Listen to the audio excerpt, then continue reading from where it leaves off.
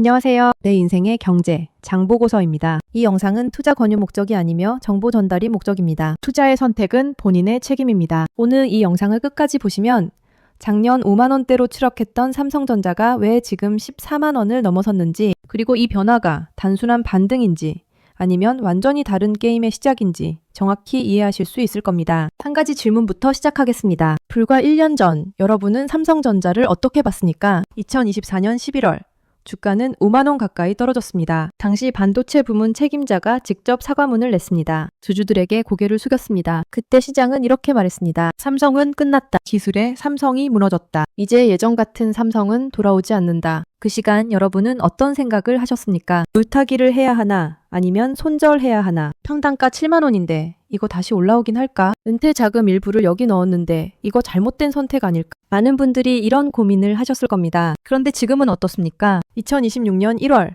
주가는 14만원을 넘어섰습니다. 1년 사이에 거의 3배가 올랐습니다. 분기 영업이익 20조 원이라는 한국 기업 역사상 처음 나온 숫자가 나왔습니다. 대체 이 1년 사이에 무슨 일이 있었던 걸까요? 여기서 중요한 건 단순히 주가가 올랐다는 사실이 아닙니다. 시장이 삼성전자를 바라보는 시선 자체가 완전히 바뀌었다는 겁니다. 작년 이맘때 사람들은 이렇게 생각했습니다. 반도체 사이클은 끝났다. AI는 얘기만 요란하지 돈이 안 된다. 삼성은 너무 크고 너무 느리다. 그런데 지금 시장은 완전히 다른 말을 하고 있습니다. 메가사이클, 슈퍼사이클, 하이퍼브 같은 회사를 두고 1년 사이에 이렇게 극단적으로 다른 언어가 등장한 겁니다. 잠깐만요. 여기서 질문 하나 더 드리겠습니다. 삼성전자가 작년과 지금 근본적으로 다른 회사가 된 걸까요? 아니면 시장이 보는 방식이 달라진 걸까요? 둘 다입니다. 시장의 이해가 바뀌었고 회사는 실적으로 보여준 겁니다. 이걸 이해하려면 작년 이 시장에서 실제로 무슨 일이 있었는지 정확히 짚어야 합니다. 2024년 11월 삼성전자 주가가 5만원 가까이 떨어졌을 때 표면적인 이유는 명확했습니다. HBM이라는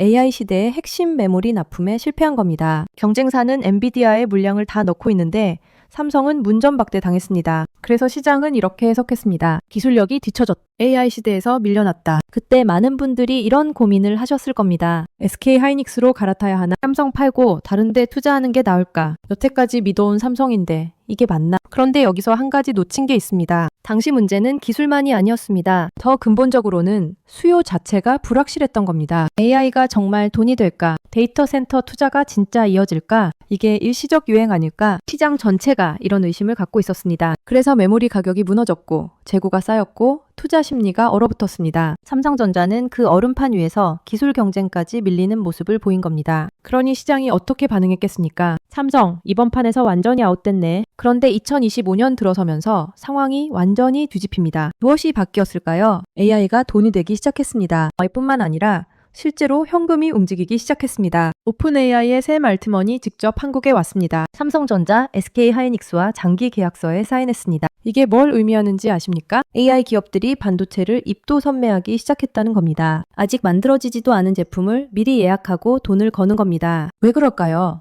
반도체가 없으면 AI를 못 돌립니다. 서버가 없으면 서비스를 못합니다. 메모리가 부족하면 경쟁에서 밀립니다. 그러니 빅테크 기업들이 어떻게든 물량을 확보하려고 난리가 난 겁니다. 여기서 결정적인 변화가 하나 더 일어났습니다. HBM만 필요한 게 아니게 된 겁니다. 처음에는 AI 전용 고성능 메모리인 HBM만 주목받았습니다. 그런데 AI 워크로드가 폭발적으로 늘어나면서 일반 D램, 낸드, 모든 메모리가 부족해지기 시작했습니다. 엔비디아 하나가 필요로 하는 범용 D램 수요가 애플 전체 수요를 넘어설 거란 전망까지 나왔습니다. 이게 무슨 뜻인지 아십니까? 수요의 구조 자체가 바뀐 겁니다. 예전 반도체 사이클은 이랬습니다. 스마트폰 잘 팔리면 반도체 수요 늘어나고 스마트폰 안 팔리면 반도체 재고 쌓이고 그래서 사이클이 짧았습니다. 1년, 2년이면 정점 찍고 다시 내려왔습니다. 그런데 지금은 완전히 다릅니다. AI 데이터 센터는 한번 깔리면 끝이 아닙니다. 계속 증설해야 하고 계속 업그레이드해야 합니다. 멈출 수가 없습니다. 그래서 많은 분들이 이렇게 묻습니다. 이번엔 진짜 다른 건가요? 예전처럼 또 떨어지는 거 아닐까요? 여기서 한 가지 충격적인 전망이 나옵니다. 글로벌 투자은행 맥쿼리는 이렇게 말했습니다. 지금의 메모리 부족 현상은 2028년까지도 해소 안 될 겁니다. 2028년까지요. 과거 가장 강력했던 2017년 슈퍼사이클도 2년이었습니다. 그런데 지금은 최소 3년,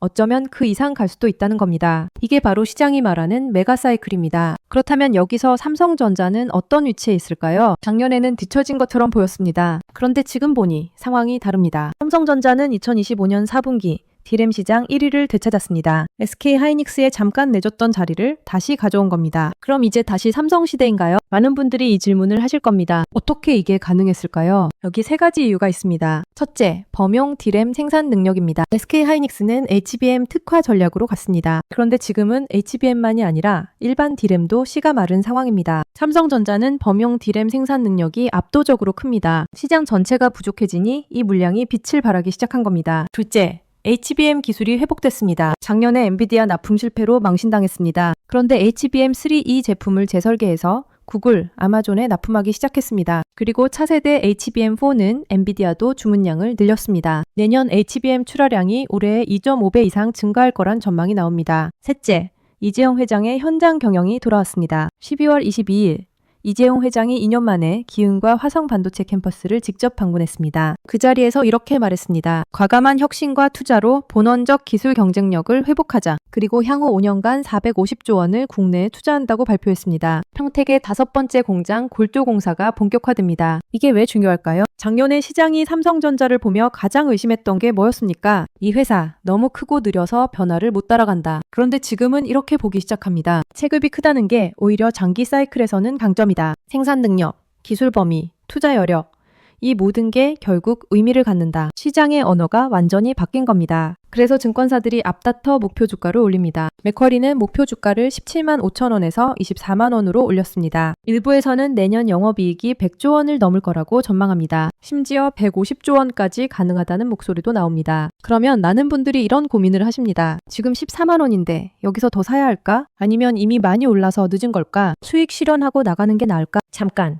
여기서 한번 멈춰서 생각해 봐야 할 게 있습니다. 이게 정말 확정된 미래일까요? 아닙니다. 반도체 업계만큼 변동성 큰 곳도 없습니다. 지정학적 리스크, 기술 변화, 경쟁 구도, 모든 게 빠르게 움직입니다. SK 하이닉스가 가만히 있을 리 없고 마이크론도 생산 능력을 확대하고 있습니다. HBM 시장의 경쟁이 심화되면 가격이 떨어질 수도 있습니다. 그런데 여기서 핵심은 이겁니다. 지금 삼성전자에 대한 시장의 시선이 작년과는 완전히 다른 전제 위에 서 있다는 사실입니다. 작년에는 이렇게 봤습니다. 반도체 사이클은 끝났고 삼성은 그 안에서도 뒤처졌다. 지금은 이렇게 봅니다. 반도체 메가 사이클이 시작됐고 삼성은 그 안에서 핵심 공급자 중 하나다. 같은 회사, 같은 사업인데 이야기가 완전히 바뀐 겁니다. 그래서 중요한 질문은 이겁니다. 지금이 고점일까요? 아니면 시작일까요? 아무도 단정할 수 없습니다. 하지만 한 가지는 분명합니다. 투자라는 건 숫자만 보고 하는 게 아니라는 겁니다. 사람들이 그 숫자를 어떻게 해석하느냐가 더 중요합니다. 작년에 오만전자는 숫자의 문제가 아니었습니다. 이야기가 무너진 시기였습니다. 미래가 보이지 않았던 시기였습니다. 그리고 지금은 그 이야기가 다시 쓰이고 있는 시점입니다. 이 변화가 어디까지 갈지는 알 수 없습니다. 하지만 적어도 하나는 확실합니다. 작년과 똑같은 삼성전자라고 보기에는 너무 많은 전제가 바뀌어 버렸다는 것. 그래서 여러분께 질문드립니다. 여러분은 지금 삼성전자를, 반도체 산업을 어떻게 보고 계십니까? 이게 일시적 반등인가요? 아니면 구조적 변화의 시작인가요? 댓글로 여러분의 생각을 들려주세요. 유익하셨다면 구독, 좋아요, 알림 설정은 영상 제작에 큰 힘이 됩니다. 감사합니다.